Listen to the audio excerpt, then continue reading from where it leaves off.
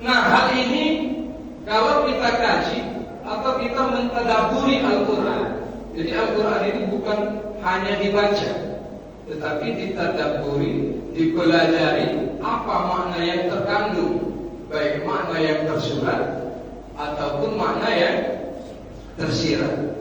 Seperti halnya di dalam surah Ad-Duha. Ad-Duha ini sebenarnya sangat dahsyat, karena Rasulullah SAW itu sebelum menerima wahyu surah Ad-Duha, itu beliau sempat kekosongan wahyu berapa hari sebelumnya. Jadi begitu wahyu surah Ad-Duha ini diturunkan kepada baginda Rasulullah SAW, Rasulullah langsung mengucapkan takbir. Mengucapkan takbir, makanya orang setelah membaca surah Ad-Duha itu biasanya diiringi dengan takbir atau dibuka dengan kalimat tahmid. Subhanallah walhamdulillah wa la ilaha illallah wallahu akbar. Sebagai bentuk kesenangan dan rasa bersyukurnya Rasulullah SAW karena lama Jibril tak turun berapa hari. Bapak-bapak, ibu-ibu jamaah salat subuh rahimakumullah. Seperti halnya kita ketahui bahwa insya Allah kita semua hafal surah Ad-Duha. A'udzu billahi minasyaitonir rajim. Bismillahirrahmanirrahim. Wad-duha. Wad-duha artinya demi waktu duha. Setiap di awal surah diawali dengan huruf wasat atau huruf waw, artinya menunjukkan Allah itu bersumpah. Wad-duha, demi waktu duha. Wal-'ashr, demi masa. Wal-fajr, demi fajar. Setiap di dalam redaksi surah diawali dengan huruf waw, huruf wasat, Allah bersumpah. Berarti ada sesuatu yang sangat istimewa, ada sesuatu yang sangat dahsyat terkandung di dalam surat tersebut. Jadi wadduha demi duha, apa maksudnya? Kalau secara harfiah, secara makna kita hanya memaknai wadduha, demi waktu duha. Ketika kita kaji apa yang dimaksud dengan demi waktu duha, duha itu mulainya kapan? Bu, jam 7. Kalau suruh jam 6, kurang lebih jam 6 ya? Atau kurang lebih 1,5 jam ba'da subuh. Biasanya sudah masuk waktu syuruk. Di dalam waktu syuruk ini sebenarnya menunjukkan awal masuk waktu duha. Syuruk itu kan artinya apa syuruk? Syuruk tiap subuh kita ya salat sunat Isra. Usalli sunatal Isra raka'ataini ala lillahi ta'ala. Apa arti Isra? Apa arti syuruk? Syuruk itu artinya terbit. Jadi dinamakan syuruk karena matahari itu sudah mulai memantulkan cahayanya. Artinya kalau sudah masuk waktu Isra, waktu syuruk itu cuacanya sudah agak terang. Nah, dalam terangnya cuaca, pantulan cahaya matahari itu memberikan manfaat yang sangat dahsyat, manfaat yang sangat banyak. Salah satunya untuk kesehatan tubuh. Nah, itulah waktu duha ini sangat banyak manfaat terkandung di dalamnya. Wadduha. Jadi begitu mulai melakukan sholat syuruk atau sholat Isra, itu fadilahnya sangat luar biasa. Karena Rasulullah SAW mengingatkan di dalam sabdanya, Man shalla ghada fi jama'atin thumma qa'ada yazkurullah. Siapa orang yang melaksanakan sholat subuh dengan berjamaah, kemudian dia duduk dan berzikir kepada Allah Subhanahu wa taala hatta tatlu asy-syams, sampai dengan terbitnya matahari. Thumma shalla rak'atain, kemudian dia salat sunat 2 rakaat, yaitu salat Isra. Apa fadilahnya? Kanat lahu ka'ajri hajjatin wa umratin. Orang yang salat subuh berjamaah kemudian duduk berzikir atau menghadiri majelis taklim, mengikuti majelis taklim, karena disebut berzikir, segala sesuatu yang mengingatkan kita kepada Allah maka dia disebut zikir. Berzikir kepada Allah Subhanahu wa taala sampai tiba waktu syuruk, kemudian sallu raka'ataini, salat 2 rakaat. Ganjarannya kepada siapa? Seperti melakukan ibadah haji dan umroh. Kemudian ditegaskan lagi oleh Rasulullah sallallahu alaihi wasallam, tamah 3 kali. Artinya dengan sempurna. Pahala kita mulai salat subuh berjamaah, kemudian duduk berzikir kepada Allah sampai waktu Isra, waktu syuruk melakukan salat sunat Isra, maka pahala yang diberikan oleh Allah Subhanahu wa taala ganjarannya seperti haji dan umroh yang sempurna. Nah, berarti bapak-bapak, ibu-ibu, tiap subuh dapat pahala haji. Tak payah kita ke Mekah jauh-jauh tanpa mengeluarkan biaya yang besar, tapi Allah Subhanahu wa taala memberikan ganjarannya seperti haji dan umroh. Kalau tiap subuh kayak gitu terus, tiap subuh dapat pahala haji dan umroh. Nah, inilah ganjaran dari Allah Subhanahu wa taala. Wadduha, demi waktu duha, demi segala hikmah yang terkandung, demi segala fadilah yang terkandung di dalam duha. Itu maksudnya secara global bahwa Allah Subhanahu wa taala itu bersumpah demi waktu duha dan segala manfaat yang terkandung di dalamnya. Wallaili idza saja, dan demi malam idza saja. Demi malam idza saja. Saja itu apa? Gelap gulita. Demi malam yang gelap gulita. Jadi kalau malam kita bayangkan, Allah itu bersumpah demi waktu duha dan segala hikmah, manfaat, rahmat yang terkandung di dalam waktu duha. Kemudian walaili idza saja, dan demi malam yang apabila gelap gulita. Maksudnya apa? Kalau kita bayangkan malam gelap gulita, mati lampu masal, gelap, benar-benar gelap tanpa setitik cahaya apapun. Kira-kira apa yang kita rasakan? Kalau gelap gulita, Pak, tak ada lagi yang dipandang, apa yang kita rasakan? Sumpah, sempit, risau, gundah-gulana, galau, mau berjalan takut ketabrak, terjatuh, terpleset, tapi tidak ada yang bisa dilihat. Gelap gulita. Nah, kegelapan inilah yang melambangkan, menggambarkan kehidupan kita saat benar-benar dalam keadaan terpuruk dan penuh dengan permasalahan, sehingga kita bingung harus berbuat apa. Mati lampu, tinggal sendiri di rumah, pas pula gelap gulita. Senter tak ada, lilin tak ada, macis tak ada. Jadi benar-benar suatu hal yang sangat membuat kita gundah gulana. Walaili idza saja. Kemudian ayat selanjutnya, ma wadda'aka rabbuka wa ma qala. Ma wadda'aka, Tuhanmu tidaklah meninggalkanmu. Jadi sebenarnya Allah itu meyakinkan bahwa dalam keadaan gelap gulita, Allah itu tidak meninggalkan kita, tidak meninggalkan engkau wahai Muhammad, wa ma qala, dan tidak benci kepadamu.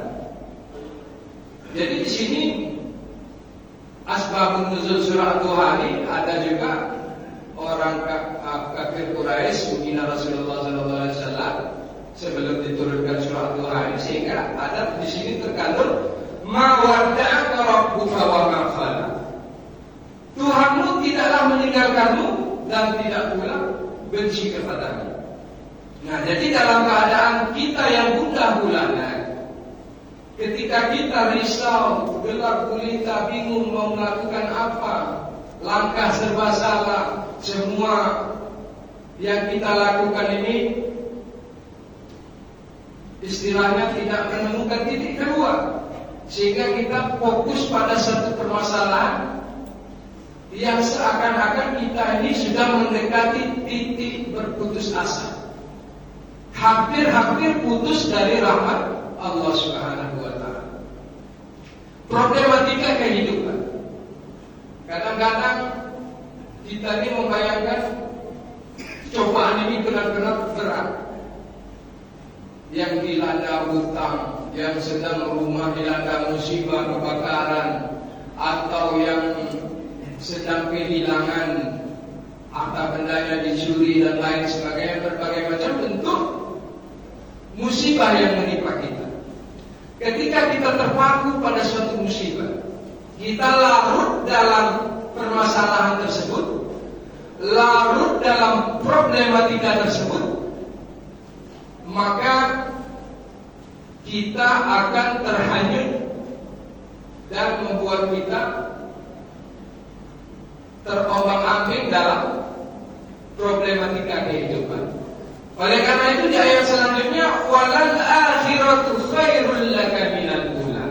Ingatlah kata Allah, walal akhiratu khairul laka minal ula.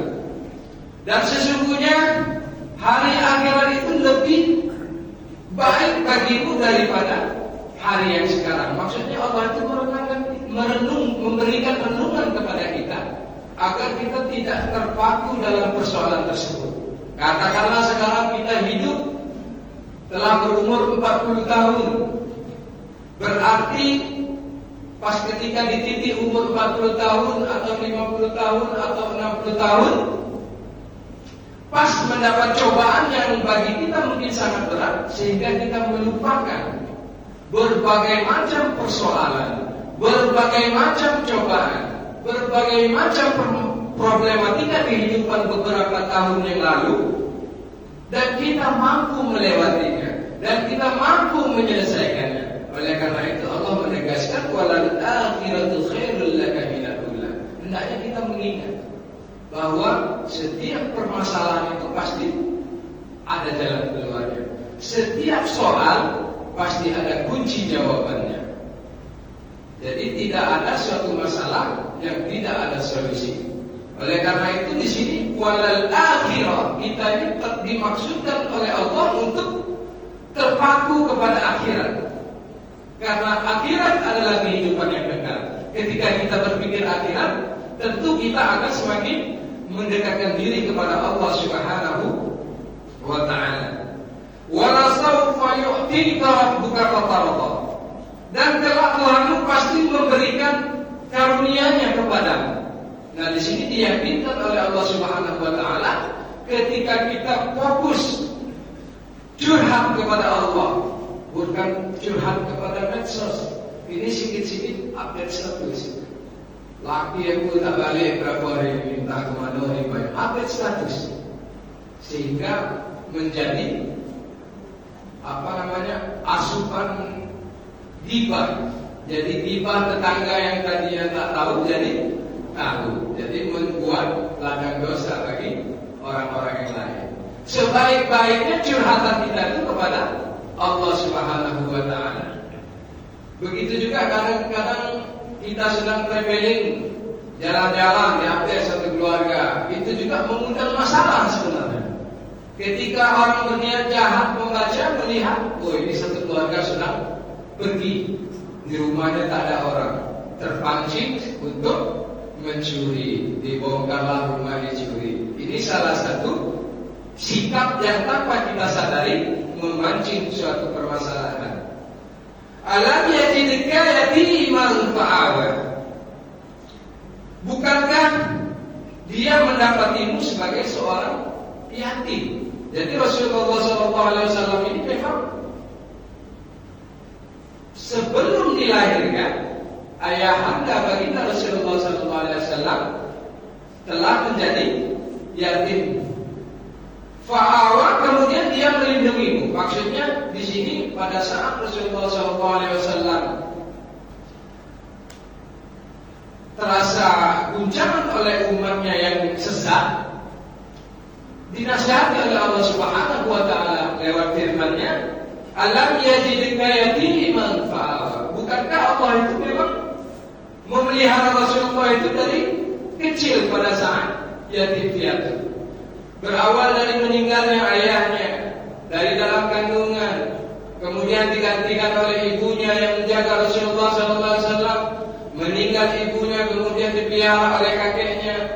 Kakeknya meninggal, dipelihara oleh pamannya. Terus sampai akhirnya Rasulullah SAW dalam keadaan sedih gundah gulana dipertemukan dengan Sayyidah Siti Khadijah. Nah, jadi di sini maksudnya Allah itu senantiasa selalu memberikan perlindungan dan penjagaan kepada baginda Rasulullah SAW. Begitupun dalam kehidupan kita. Ketika kita gundah gulana, bingung ingin melakukan sesuatu yang kita anggap sangat berat, masalah itu sangat berat ketika kita ini memikirkannya dengan kesendirian tanpa melibatkan Allah Subhanahu wa taala, maka masalah itu akan semakin sangat berat. Tetapi ketika kita bertawakal kepada Allah, telah melakukan segala ikhtiar niat karena Allah Subhanahu wa taala dan menyerahkan sepenuhnya kepada Allah Subhanahu wa taala, maka Allah akan memberikan jalan solusi terbaik, bahkan jalan yang tak pernah kita duga sekalipun. Kemudian di dalam ayat kelanjutannya, wa wajadaka 'ailan fa'agna wa wajadaka dhalan fahada. Jadi Allah mendapatimu sebagai seorang yang bingung. Artinya Rasulullah SAW ini bingung pada saat itu umatnya, umat Rasulullah SAW yang semakin bertingkah atau tidak mendengarkan dakwahnya Rasulullah SAW. Nah, ini kemarin sempat viral ayat ini. Wa wajadaka dhalan fahada. Sempat viral. Viralnya gara-gara ada yang mentafsirkan wa wajadaka, sesungguhnya Allah mendapati wahai Muhammad dhalan, dianggapnya sesat. Padahal kemudian Allah memberikan petunjuk. Padahal maksud ayat yang terkandung itu kalau memaknai secara teks tanpa diiringi pemahaman dengan ilmu tafsir, sehingga terpleset dan heboh lah kemarin sempat viral. Wa wajadaka dhalan fahada. Dan Allah mendapati Rasulullah SAW itu sedang bingung karena mendapati kesesatan umatnya. Fahada, kemudian Allah memberikan petunjuk kepada umat baginda Rasulullah SAW, terbuka hati mereka sehingga mengikuti dakwah yang disampaikan oleh baginda Rasulullah SAW. Kemudian di ayat selanjutnya, wa wajadaka 'ailan fa'aghna. Dan dia mendapatimu sebagai seorang yang kekurangan, lalu dia memberikan kecukupan. Artinya baginda Rasulullah SAW dalam setiap pergerakan dakwahnya itu istilahnya serba kekurangan, tetapi Allah Subhanahu wa taala yang senantiasa selalu memberikan kecukupan dan kebutuhan apa yang dibutuhkan oleh baginda Rasulullah SAW. Jadi memberikan kecukupan di sini maksudnya ketika kita telah berhasil, telah sukses, kalau kita aplikasikan ke dalam kehidupan, ayat ini maksudnya wa wajadaka 'ailan fa'aghna. Ketika Allah telah memberikan kesuksesan, fa'aghna itu kecukupan, ghaniyun, kekayaan, seakan kata dengan ghaniyun.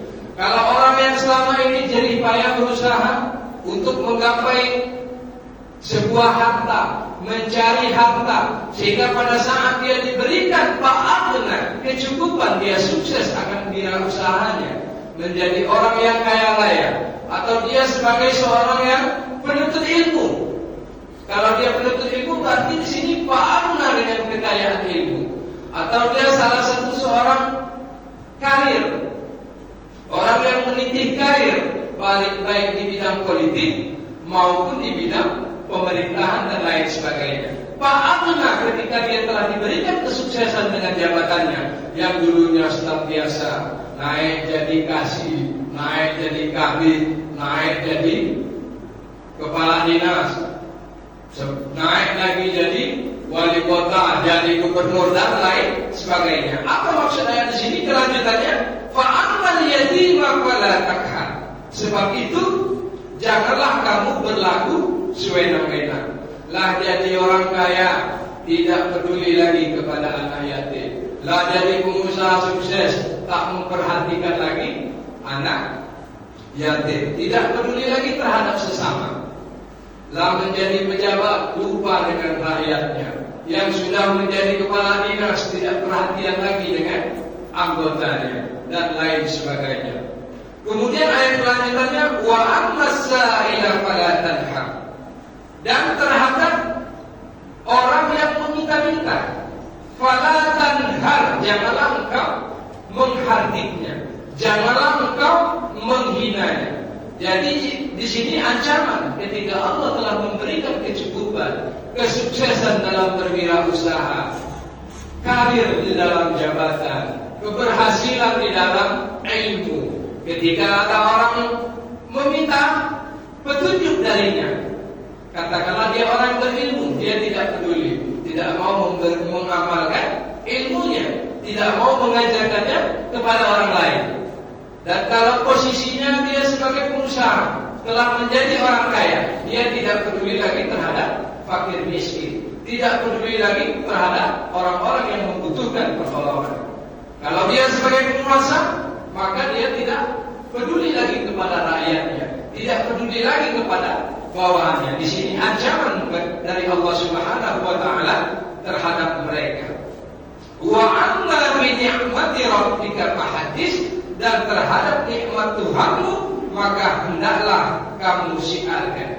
Jadi maksudnya siarkan nikmat yang diberikan oleh Allah Subhanahu wa taala ini. Wa amma bi ni'mati rabbika fahaddits, maka siarkan.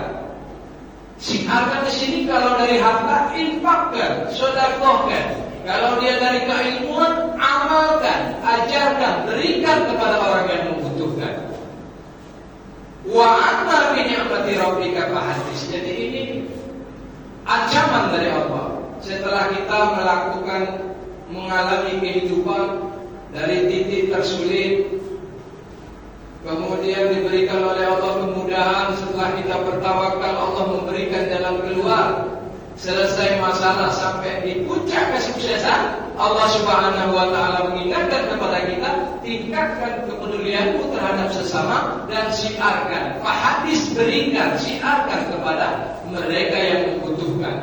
Jangan memberi setelah diminta. Maksudnya itu, artinya kita ini memberilah sebelum orang meminta, berinfaklah sebelum orang meminta, bersedekahlah sebelum orang meminta.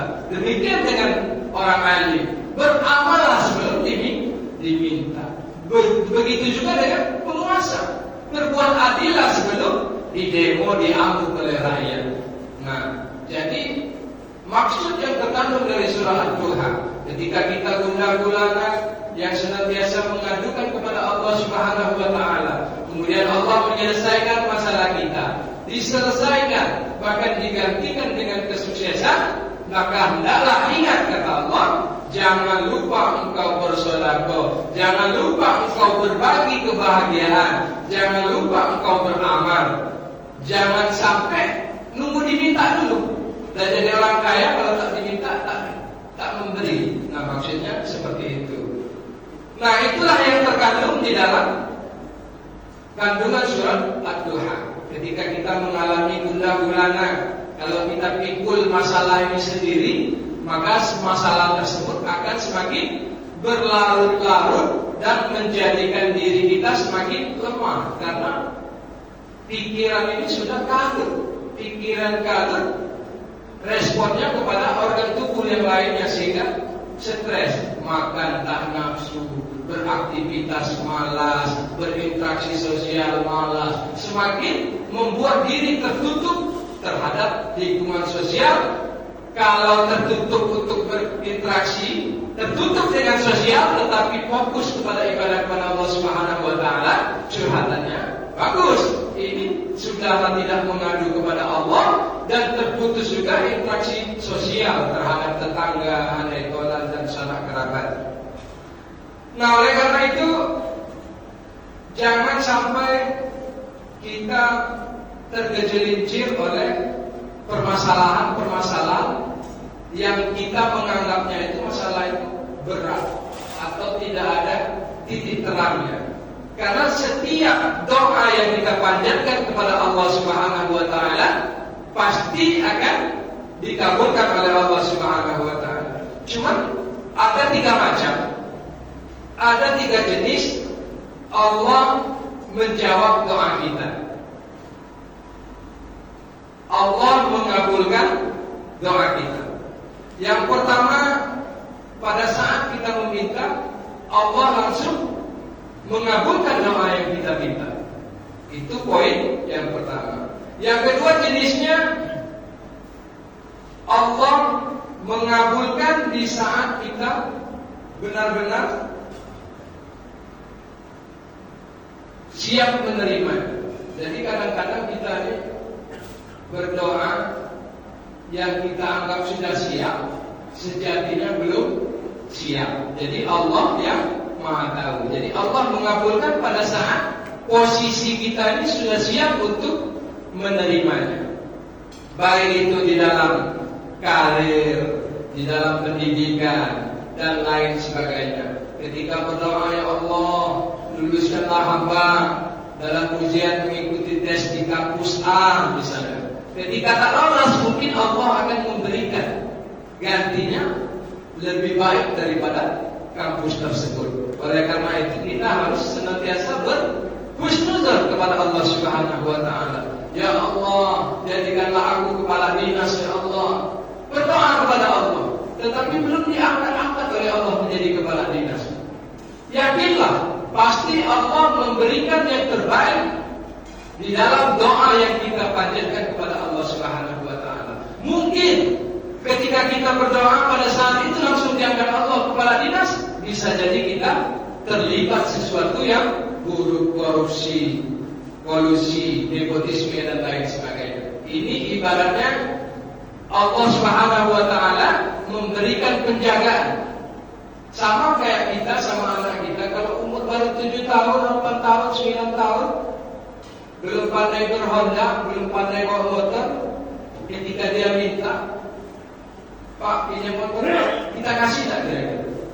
Ketika kita tahu anak kita belum pandai membawanya. Itu analoginya seperti itu. Kalau kita kasih, apakah itu bentuk rasa sayang kita kepada anak? Tentu tidak.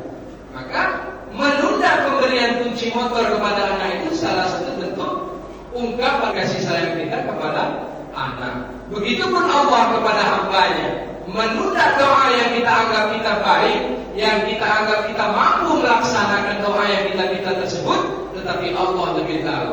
Kalau engkau aku kabulkan doamu saat ini, maka engkau akan tergelincir, engkau akan lupa diri sehingga berbuat maksiat kepadaku.